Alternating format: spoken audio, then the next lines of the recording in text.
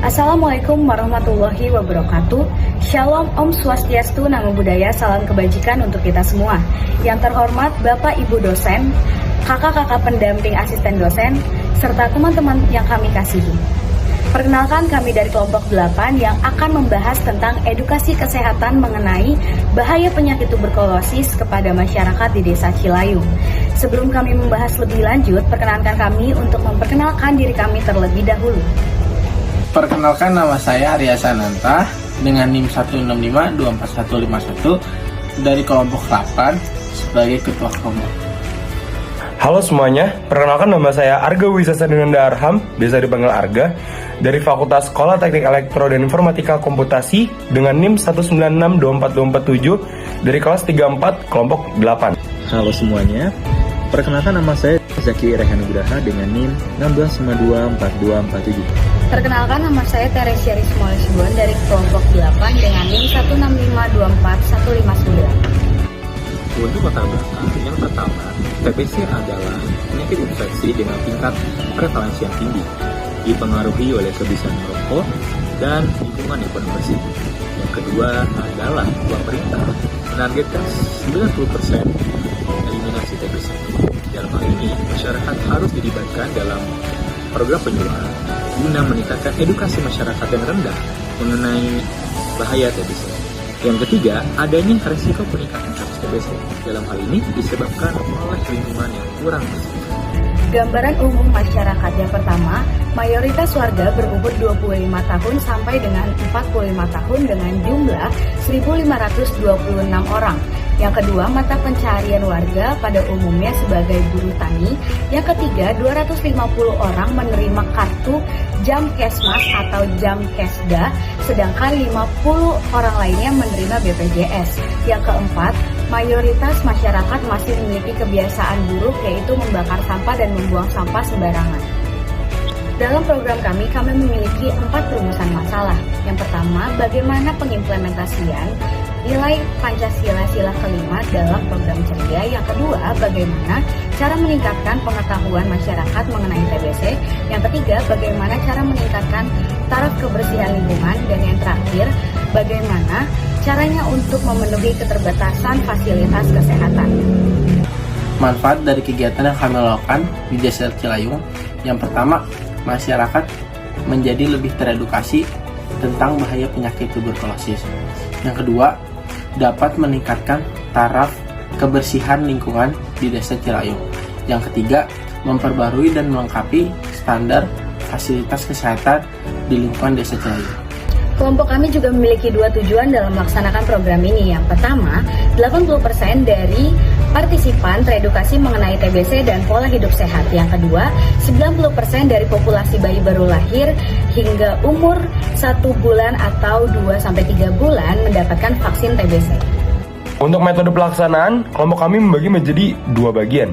Yang pertama, ada pra-kegiatan, dan yang kedua adalah hari pelaksana kegiatan. Yang pertama, pra-kegiatan. Yang pertama adalah mengumpulkan data-data seperti research dari jurnal mengenai TBC dan juga warga di Desa Cilayung, serta kondisi atau gambaran lingkungan Desa Cilayung juga.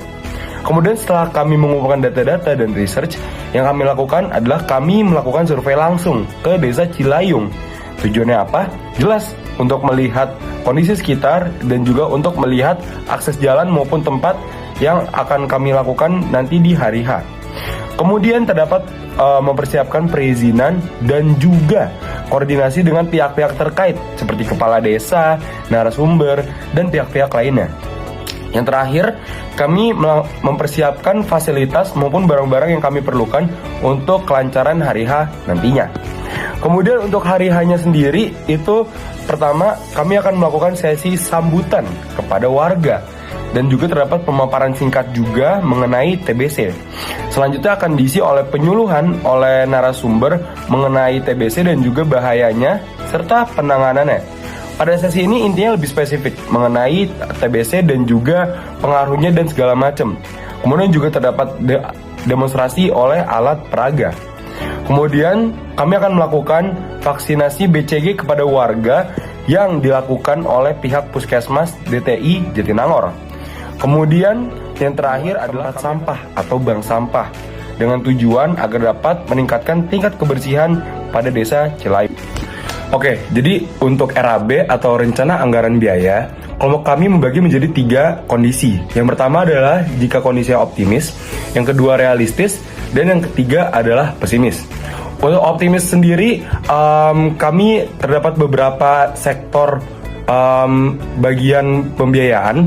Yang pertama ada dari konsumsi, yang kedua ada acara, yang ketiga dekor, yang keempat ada alat peraga, yang kelima ada tempat sampah, di mana kami akan membuat tempat sampah nantinya, dan yang terakhir itu adalah transport dengan total biaya sebesar 9.054.400. Dengan rinciannya adalah konsumsi sebesar 23,1% dari total anggaran, 35,3% diambil oleh acara dari total anggaran, dan untuk dekor sendiri itu sebanyak 1,3%, alat peraga sebanyak 0,5%, tempat sampah sebanyak 35,7%, dan transport sebanyak 4,1%. Kemudian untuk realistis itu sama, terdapat konsumsi, acara, dekorasi, alat peraga, dan juga tempat sampah, di mana total yang kami anggarkan untuk kondisi realistis ini adalah sebesar Rp6.522.900 dengan rincian konsumsi sebanyak 23,6% dari total anggaran, acara sebanyak 26,1% dari total anggaran,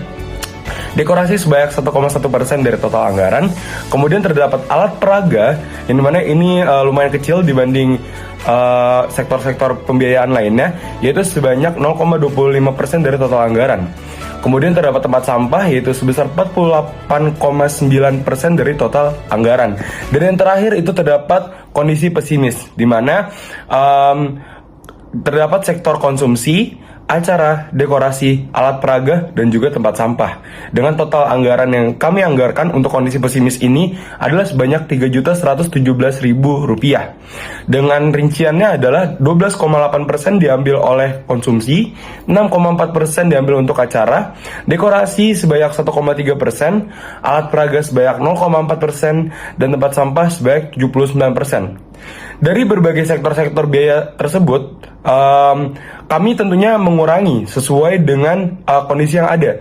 Misalkan dalam optimis terdapat transport, namun pada realistis dan pesimis transport kami hilangkan dengan asumsi bahwa transport yang kami gunakan adalah menggunakan transportasi pribadi kami. Kemudian terdapat rincian-rincian dari acara, dekorasi, alat peraga, hingga tempat sampah dari masing-masing kondisi yang kami kurangkan demi menekan harga untuk anggaran dari RAB kami. Sekian pemaparan dari kelompok kami, kurang lebihnya mohon maaf. Wassalamualaikum warahmatullahi wabarakatuh.